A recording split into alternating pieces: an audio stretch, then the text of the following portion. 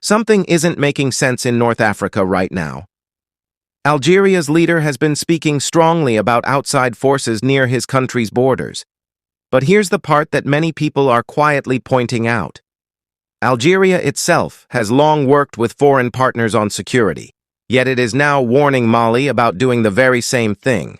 Even more surprising, when certain groups in the north attack Mali's soldiers, there's barely a reaction. But when Mali's own forces move in to secure those areas, suddenly there are statements of concern.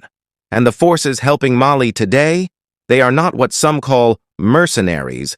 They've been reorganized under official state structures and are working in coordination with Mali's own army to bring stability back to troubled regions.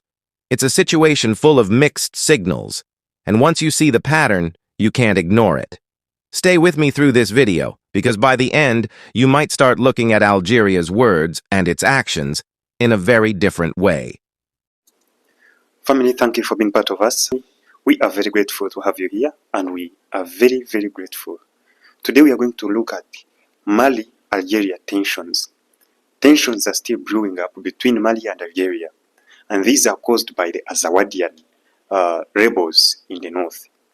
So they claim to be rebels or rebelling against the government, yet they are attacking innocent civilians. And worst of all, the Algerian president is coming to defend them. So he made a statement that for Mali to achieve peace and internal peace, they must reach at a negotiating table with those rebels. So they must be united before getting further reactions from the neighbor, Algeria. So there have been tensions, and the Malian authorities are not backing down. They are saying that there is no any negotiation with the Azawadian rebels. These are terrorists. These are not rebels. They are foreign-sponsored terrorists to destabilize Mali. So the authorities in Mali claim that that era of domination is over. So they have to deal with these kind of people very fluently in order to eliminate their threat and focus on the development of the country and national unity. So let's see the full report. In a recent televised statement, Algerian President Abdelmadjid Tebboune declared his opposition to foreign mercenaries operating near Algeria's borders, specifically referencing Mali's partnership with Russian forces. His words were clear. Russia is our friend, but no mercenaries at our borders. If Mali wants to solve its problems, it should achieve national unity. At first, it sounds like a firm and principled statement. But behind these words lies a web of contradictions, regional tensions, and an ongoing battle that Algeria prefers not to speak about. This is the story of how Mali is turning the tide against extremist groups, and why Algeria's stance is raising serious questions. For years, Mali has struggled to maintain peace and unity, especially in its vast northern region. Since the 2012 Tuareg rebellion, armed groups operating under the banner of the Azawad movement have clashed with the central government. Some of these groups have been accused of targeting Malian forces, attacking infrastructure, and even collaborating with extremist cells. Yet when Malian forces are attacked, there is often silence from Algiers. When those same forces respond and push back, sometimes capturing or dismantling militia strongholds, Algeria is quick to call for restraint. This selective concern has left many wondering whether Algeria is more concerned with Mali's actions than with the destabilizing actors themselves. Regional experts and security analysts have long suggested that Algeria's vast southern region has at times been used as a safe haven or transit route for some of these armed groups. While the Algerian government officially denies supporting any non-state actors, accusations persist, especially from within Mali, that armed fighters are crossing the border and returning to launch attacks. In this context, Tebboune's statement sounds less like a warning and more like an attempt to shift focus from Algeria's own border vulnerabilities. His statement also refers to the Wagner Group, a name that once symbolized a network of Russian military contractors. But Wagner no longer officially operates in Mali. Following internal restructuring after 2023, Russian forces on the continent now fall under the African Corps, a state-managed division of Russia's Ministry of Defense. They are no longer acting as private contractors, but as part of a more formal, centralized command. So when Tebboune labels them mercenaries, he is using outdated language that does not reflect today's operational reality. And while he criticizes this collaboration, he fails to mention something else. Algeria itself has a long history of military cooperation with foreign powers, including the United States and France. AFRICOM, the United States Africa Command, has conducted counterterrorism intelligence sharing with Algeria for years. French military advisors have also worked closely with Algerian counterparts in security coordination. These forces may not be physically present in large numbers, but their influence and operational support are clear. This raises an important question. Why is it acceptable for Algeria to engage with Western forces, but unacceptable for Mali to partner with Russia? Over the past year, Mali has intensified its military operations against extremist and separatist groups. With support from Russian advisors and equipment, the Malian armed forces have regained significant control over key northern and central regions. Joint operations between Malian troops and Russian partners have resulted in the capture of major armed strongholds, elimination of high-value targets, and the dismantling of weapon trafficking routes. Unlike in the past, when troops were often outgunned, Mali now enjoys better coordination, intelligence sharing, and tactical superiority. These operations are ongoing, and security is gradually being restored in areas long plagued by violence. This progress is seen by many Malians as a rebirth of national pride and sovereignty, not foreign domination. The Sahel region is at a turning point. Countries like Mali, Burkina Faso, and Niger are moving toward more independent military and political paths. They are redefining who their partners are and how they defend their people. But when neighboring powers like Algeria criticize without consistency, it undermines the idea of African unity. Africa does not need selective judgment. It needs mutual respect, real cooperation, and understanding of each country's security realities. Mali is standing up militarily, diplomatically, and symbolically. And while Algeria speaks of sovereignty, its actions raise serious questions about fairness and trust. If a nation truly values unity and peace in the region, then it must be consistent, not just with its words, but with its policies. What do you think? Is Algeria protecting its interests or applying double standards? Let us know your thoughts in the comments, and don't forget to like, subscribe, and share for more independent African analysis. Thank you for watching.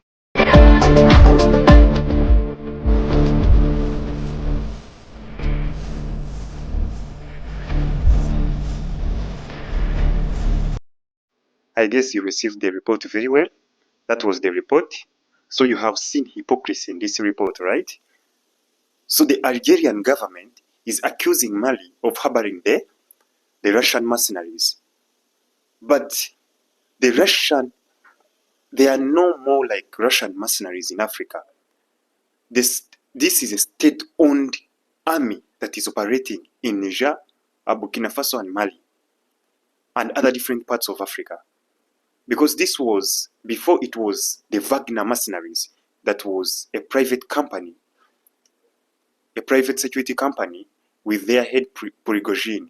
After the death of Prigozhin, so the Russian government walked in and dissolved the faction into its state-owned army. So there is no more anything like mercenaries in Africa of Russia. No. These are other entities like the AFRICOM, like the French army. So, but this Algerian president is calling out that there are Russian mercenaries at its border operating in Mali. So he was calling on that. He is clearly stated that he is a friend to Russia, and he has been a friend to Russia for so long. But he will not tolerate the Russian mercenaries at Itzi, at Algerian border. So you see that he's a hypocrite, in fact. Because this guy, what he's claiming that these are mercenaries, no, they are not mercenaries. These are instructors that are helping the Malian armed forces to catch up with the new equipment that they acquired from Russia. So this guy, the same guy who is accusing Russian mercenaries in Mali, is the same guy who is cooperating with the AFRICOM, the African Central Command of the US. So he's cooperating with AFRICOM in counterterrorism.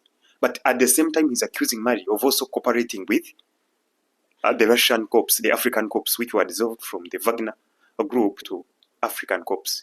And indeed, they are now operating in Libya, Mali, Niger, and the other parts of the Sahel.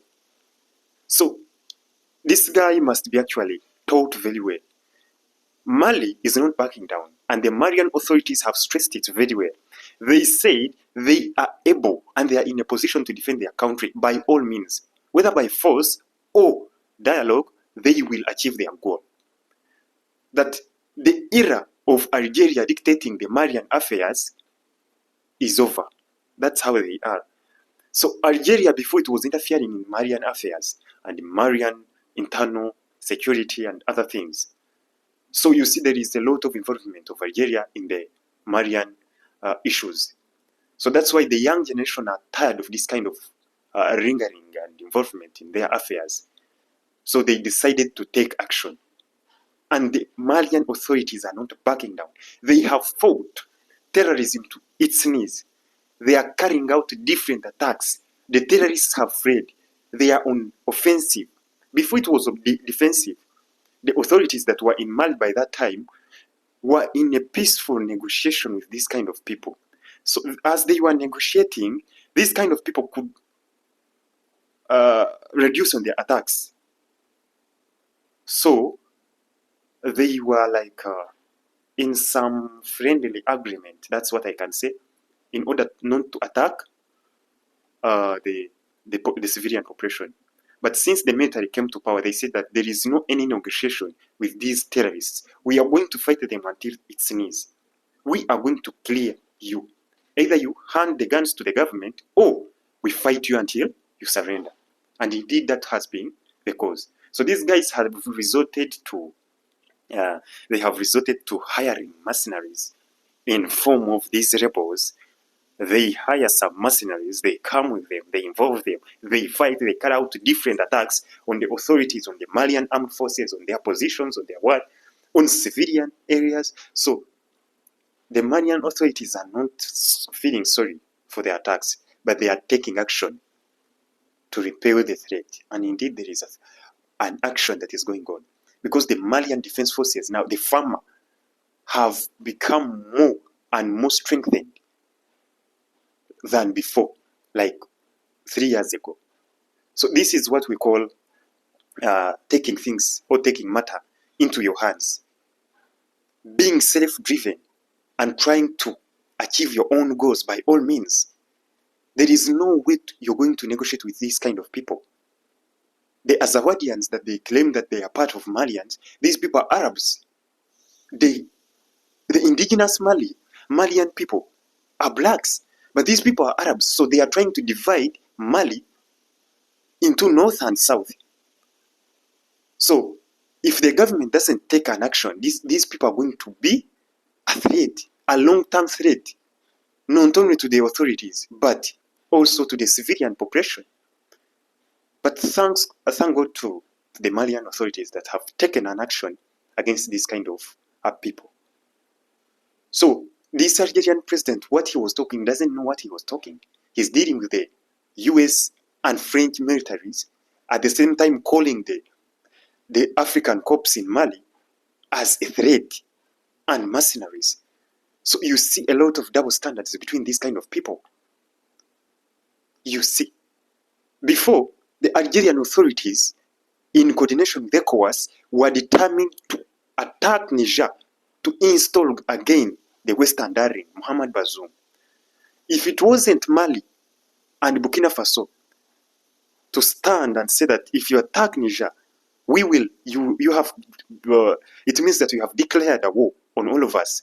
If it wasn't these people, these kind of guys could go on with their mission and attack Niger and install that puppet guy. But thanks to God, the threat was able to be neutralized. Thank you. Let's meet in the next episode. This was a pickup of today. We shall meet next time in tomorrow's video.